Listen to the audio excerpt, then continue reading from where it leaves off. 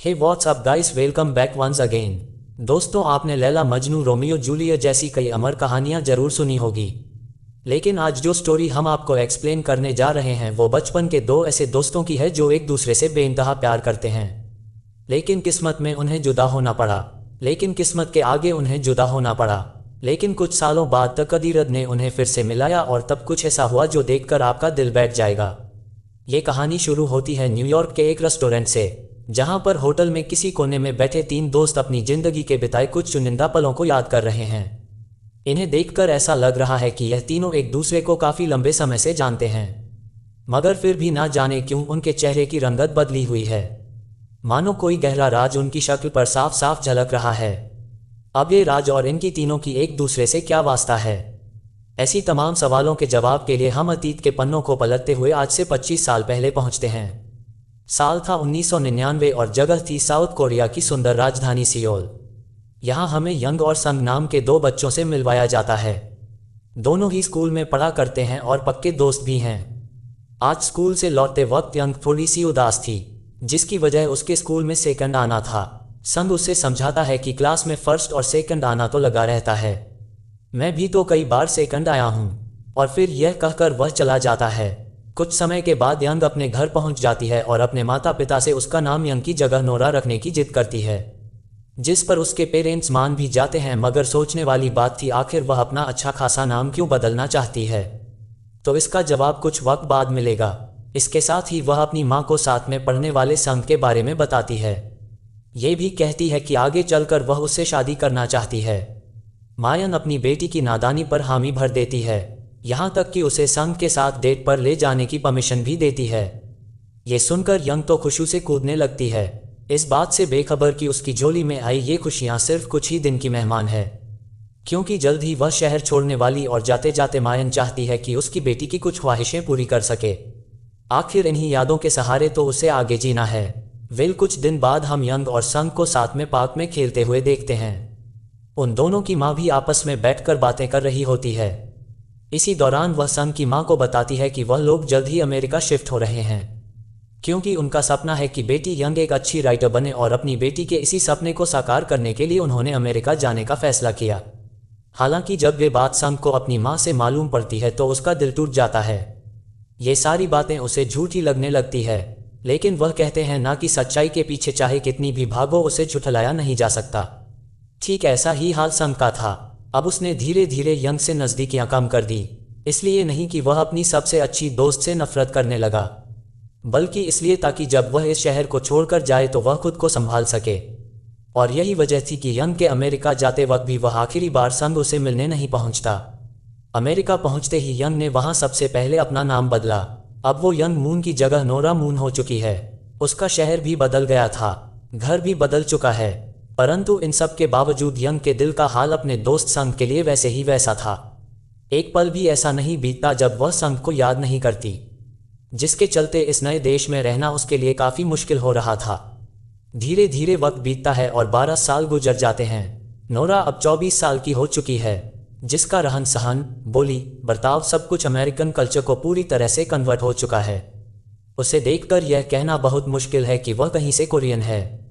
तभी एक रोज माँ यूनन उसे बताती है कि उसे अपने बचपन के दोस्त संग का ख्याल आता है, और अब वह उसे फेसबुक पर ढूंढने का फैसला करती है, जो कि आखिरकार उसे मिल भी जाता है। और बिना देर किए नोरा उसे फ्रेंड रिक्वेस्ट भेज देती है। इसके अगले ही पल हमें कोरिया में बेहद साधारण सी जिंदगी जी रहे संग को दिखाया जाता है। वह अभी अभी यूनिवर्सिटी से पास आउट हुआ है और एक अच्छी नौकरी के लिए काफ़ी दिनों से परेशान था। इसी दौरान जब संग अपने मोबाइल चेक करता है तो उसे अपने बचपन की उसी दोस्त नोरा की रिक्वेस्ट दिखाई देती है, जिसे ना जाने वह कितने सालों से ढूंढ रहा था। उसके लिए अपने मोबाइल पर स्टेटस लगा रहा था। तो ये देखकर संग तुरंत ही फ्रेंड रिक्वेस्ट एक्सेप्ट कर लेती है और फिर उनकी बातों का सिलसिला शुरू हो जाता है। कुछ ही देर में वीडियो कॉल पर पहुंच जाता है, और अब इतने सालों बाद एक दूसरे को देखकर वह दोनों एक दूसरे को 12 साल बाद देख रहे थे। दोनों की आंखें उनके दिल में मौजूद खुशी को साफ साफ बयां कर रही थी, जिसके साथ ही उनकी सारी बचपन की यादें तरोताजा हो जाती है। जैसे कि घर से स्कूल तक जाते वक्त ढेर सारी बातें करना, एक दूसरे के साथ टिफिन शेयर करना, और फिर छुट्टी होने पर स्कूल से लेकर घर तक ढेर सारी मौज मस्ती करना। संग के लिए आज का दिन वाकई खास था। वो यंग से कहता है कि मैंने तुम्हें इतने सालों से फेसबुक में ढूंढा, आखिर तुम कहाँ थी? तो यंग उसे बताती है, मैं यहीं थी, बस मेरा नाम यंग से नोरा हो गया था। तो इसमें प्यार में पागल यंग उसे कहता है, तुम चाहे कुछ भी बन जाओ, तुम मेरे लिए हमेशा मेरी नोरा ही रहोगी। अब बस इतनी सी बात थी कि उनकी वीडियो कॉल का सिलसिला शुरू हो जाता है। दिन रात एक दूसरे से बातों घंटों बिजी रहने लगते हैं। वह दोनों घंटों बिजी रहने लगते और अपनी जिंदगी की छोटी से बड़ी सारी प्रॉब्लम को शेयर कर रहे थे। देखते ही देखते वह दोनों काफी नजदीक आ जाते हैं और अब एक दूसरे से मिलने का फैसला करते हैं। नोरा संग से मिलने के लिए बेहद बेकरार थी। वह चाहती थी कि संग हमेशा हमेशा के लिए उसके पास अमेरिका आ जाए और यहाँ रहकर अपने करियर की ऊंचाई तक पहुंचे।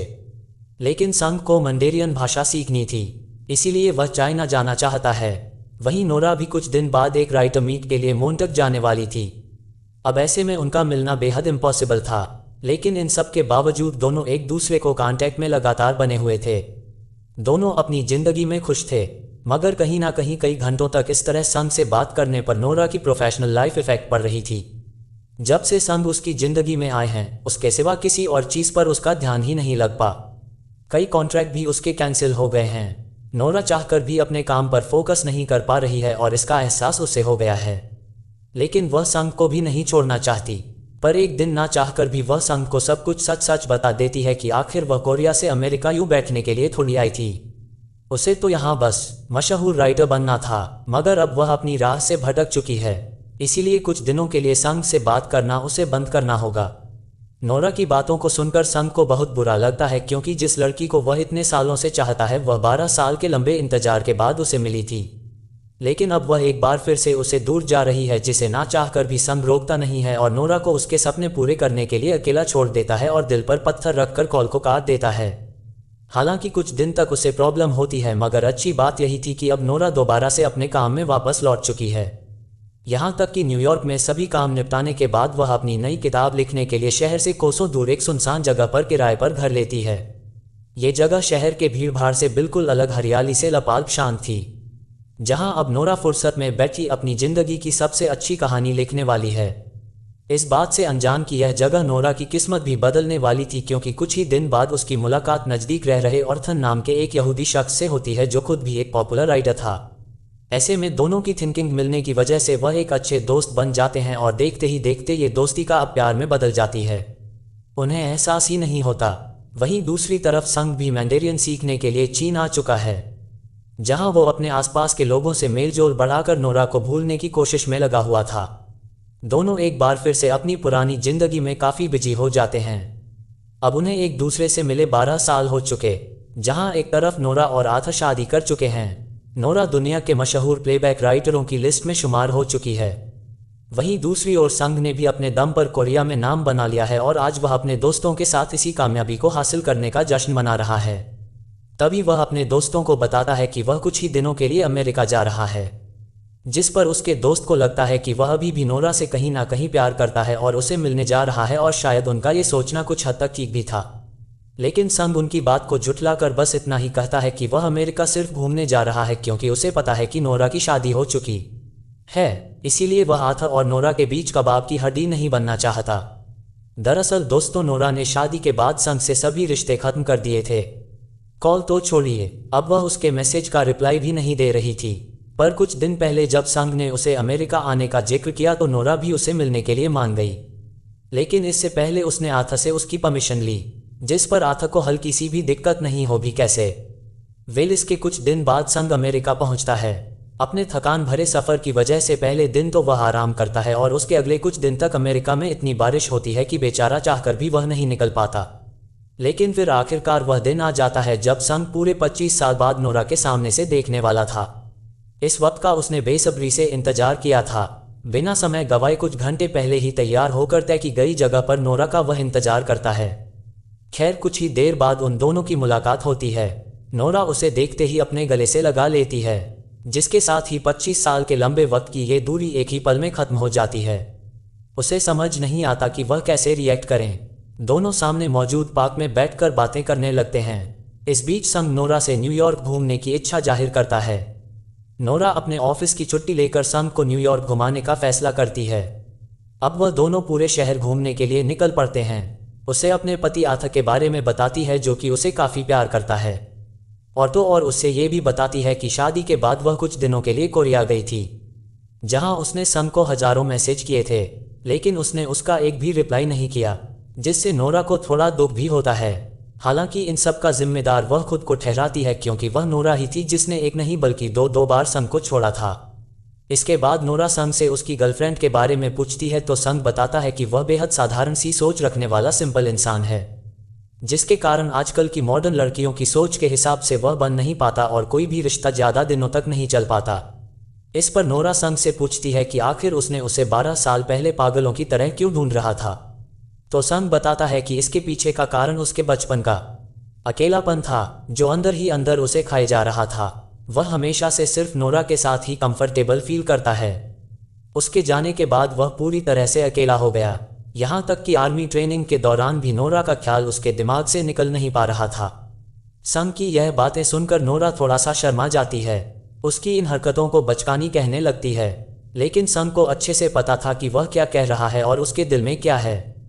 फिलहाल दोनों बचपन से जवानी तक अपनी ऐसी बातों का पूरा दिन काट देते हैं और रात होते ही नोरा अपने घर वापस आ जाती है, जहां आथा उसे संग को लेकर सवाल करता है, जिस पर नोरा उसे संग से जुड़ी हर छोटी से बड़ी बात बता देती है। उसकी तारीफों के ऐसे पुल बांध देती जिससे कि आथा के चेहरे का रंग बदल जाता है, लेकिन फिर भी नोरा को यह बिल्कुल भी महसूस नहीं होने देता। असल में आथा को भी कहीं ना कहीं ये लगता है कि अगर 25 साल पहले नोरा अमेरिका ना आती तो शायद आज वह संग एक दूसरे के साथ होते। रात में सोते वक्त आथा नोरा से यही कहता है कि अपने जज्बातों को बयां करते हुए बोलता है, यकीनन संग और उसकी बॉन्डिंग बहुत अच्छी है। वह दोनों एक दूसरे को बचपन से जानते हैं और कभी कभी दूर से लगता है कि वह उन दोनों के बीच में आ चुका है, परंतु एक सच्चाई ये भी थी कि वह नोरा से बेइंतहा प्यार करता है। उसके बिना वह अपनी जिंदगी के बारे में सोच भी नहीं सकता। पति की इन बातों को सुनकर नोरा को बहुत बुरा लगता है और आथा को वह भरोसा दिलाती है कि वह बाकी औरतों की तरह नहीं है। दुनिया चाहे इधर से उधर क्यों ना हो जाए, वह कभी भी उसका साथ नहीं छोड़ेगी। संग के दिल में कुछ भी हो, लेकिन उसकी नज़र में वह सिर्फ उसका एक अच्छा दोस्त है। बाकी अगर कोई इंसान उसकी ज़िंदगी में सबसे ज़्यादा अहमियत रखता है तो वह सिर्फ आथा है। इसके अगले दिन नोरा संग से मिलने एक बार में जाता है और आज उसका अमेरिका में आखिरी दिन था, तो ऐसे में वह उसे बोट राइड के लिए लेकर जाती है, जहां पर आसपास की खूबसूरती को देखकर संग नोरा से उसकी फ़ोटो क्लिक करने को कहता है। फिर वह दोनों साथ में ढेर सारी सेल्फीज लेते हैं और बचपन की कुछ शरारतें भी करते हैं। अब पूरा शहर घूमने के बाद शाम को नोरा संग को अपने पति से मिलवाने के लिए घर पर रवाना होती है। हालांकि संग का आथा से मिलने का जरा भी मन नहीं था, जिसने उसके बचपन का प्यार उससे छीन लिया। कुछ ही देर बाद उसके घर वह पहुंचता है, जहां पर आथा संग को खुले दिल से स्वागत करता है। वेल घर पर बातों का सिलसिला इस अंदाज में शुरू होता है कि उन्हें मालूम ही नहीं पड़ता कि कब खाने का वक्त आ जाता है। तभी वह लोग बाहर डिनर करने का डिसाइड करते हैं और फिर उसी होटल में पहुंच जाते हैं जहां से हमारी कहानी की शुरुआत हुई थी। कहानी प्रेजेंट में आती है। तीनों एक दूसरे से गुफ्तगू कर रहे थे।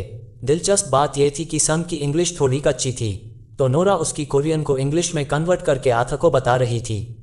बात ही बात में संग थोड़ा इमोशनल हो जाता है और नोरा को बताता है कि ऐसी उसकी शादी की खबर को सुनकर वह टूट गया था। उसे हमेशा इस बात का मलाल रहेगा, अगर वह उसके कहने पर कुछ साल पहले अमेरिका शिफ्ट हो जाता तो आज नोरा उसके साथ होती।